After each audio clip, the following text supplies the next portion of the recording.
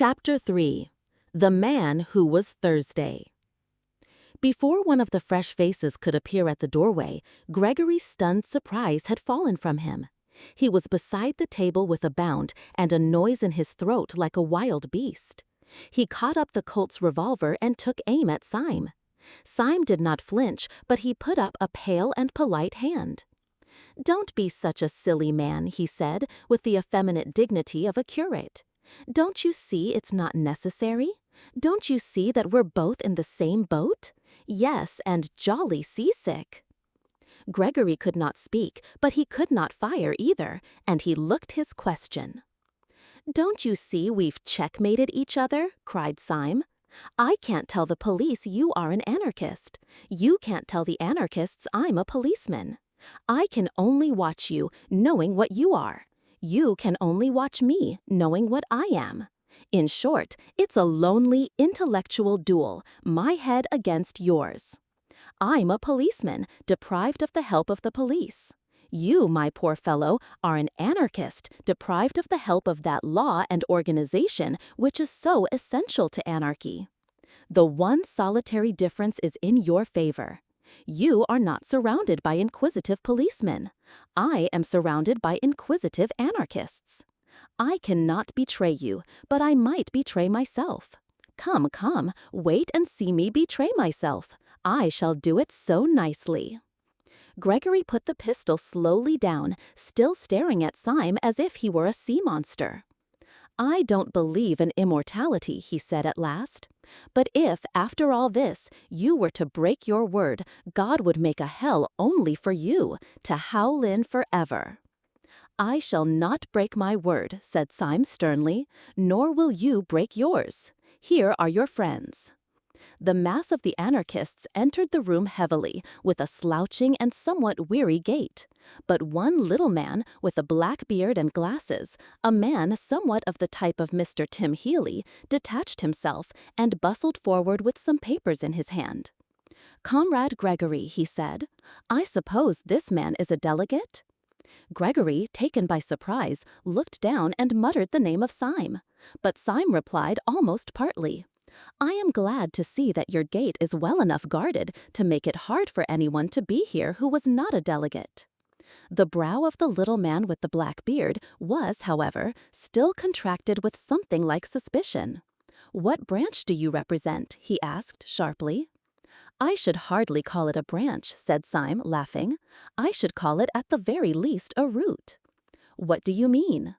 "The fact is," said Syme serenely, "the truth is, I am a Sabbatarian. I have been specially sent here to see that you show a due observance of Sunday."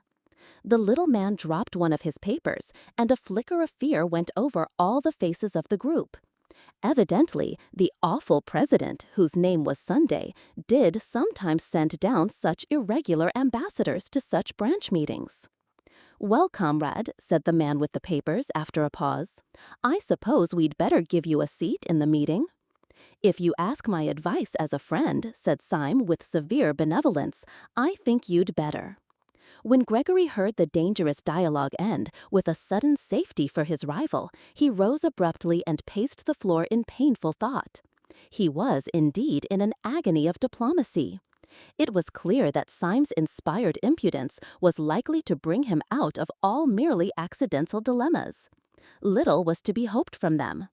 He could not himself betray Syme, partly from honor, but partly also because if he betrayed him, and for some reason failed to destroy him, the Syme who escaped would be a Syme freed from all obligation of secrecy, a Syme who would simply walk to the nearest police station. After all, it was only one night's discussion, and only one detective who would know of it. He would let out as little as possible of their plans that night, and then let Syme go, and chance it. He strode across to the group of anarchists, which was already distributing itself along the benches. "I think it is time we began," he said. "The steam tug is waiting on the river already. I move that Comrade Buttons takes the chair." This being approved by a show of hands, the little man with the papers slipped into the presidential seat. "Comrades," he began, as sharp as a pistol shot, "our meeting tonight is important, though it need not be long. This branch has always had the honor of electing Thursdays for the Central European Council. We have elected many and splendid Thursdays. We all lament the sad decease of the heroic worker who occupied the post until last week. As you know, his services to the cause were considerable. He organized the great dynamite coup of Brighton, which, under happier circumstances, ought to have killed everybody on the pier.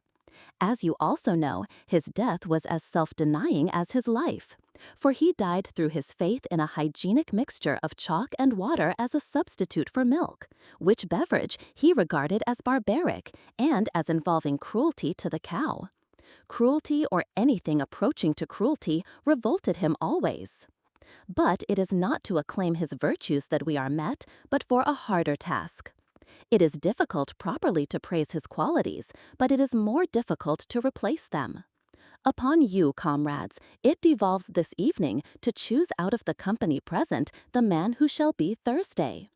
If any comrade suggests a name, I will put it to the vote. If no comrade suggests a name, I can only tell myself that that dear dynamiter who is gone from us has carried into the unknowable abysses the last secret of his virtue and his innocence. There was a stir of almost inaudible applause, such as is sometimes heard in church.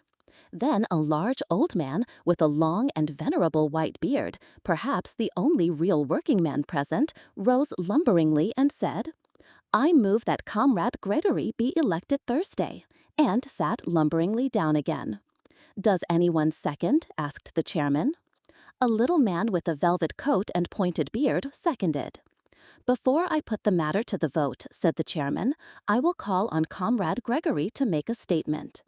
Gregory rose amid a great rumble of applause. His face was deadly pale, so that by contrast his queer red hair looked almost scarlet. But he was smiling and altogether at ease.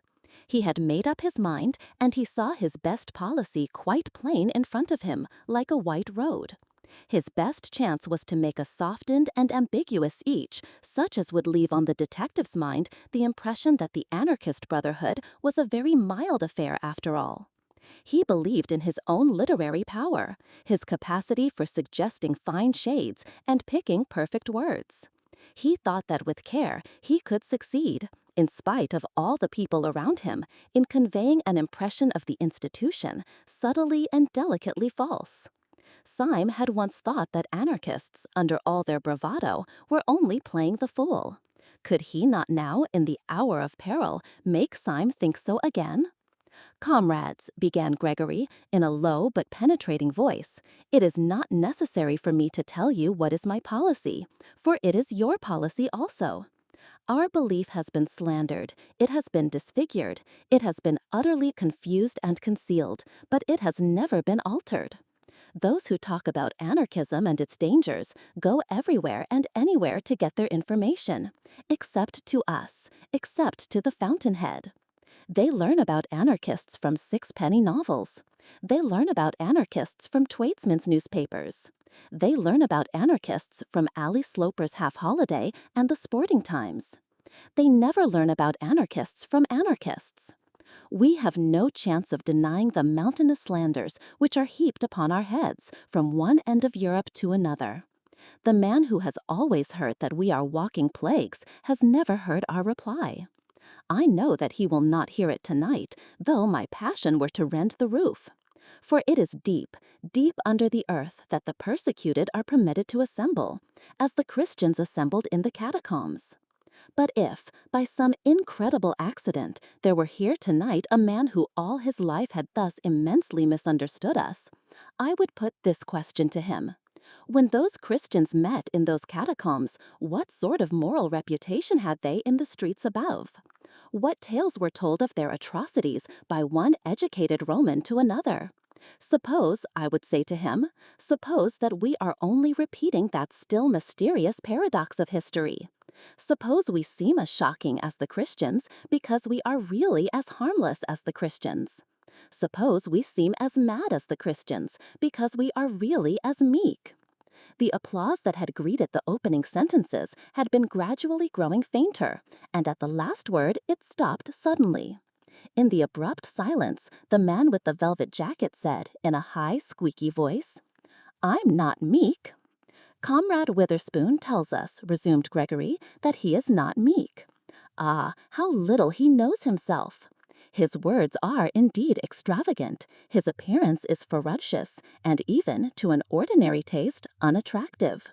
But only the eye of a friendship as deep and delicate as mine can perceive the deep foundation of solid meekness which lies at the base of him, too deep even for himself to see. I repeat, we are the true early Christians, only that we come too late. We are simple, as they revere simple. Look at Comrade Witherspoon. We are modest, as they were modest. Look at me. We are merciful." "No, no," called out Mr. Witherspoon with the velvet jacket. "I say we are merciful," repeated Gregory furiously, "as the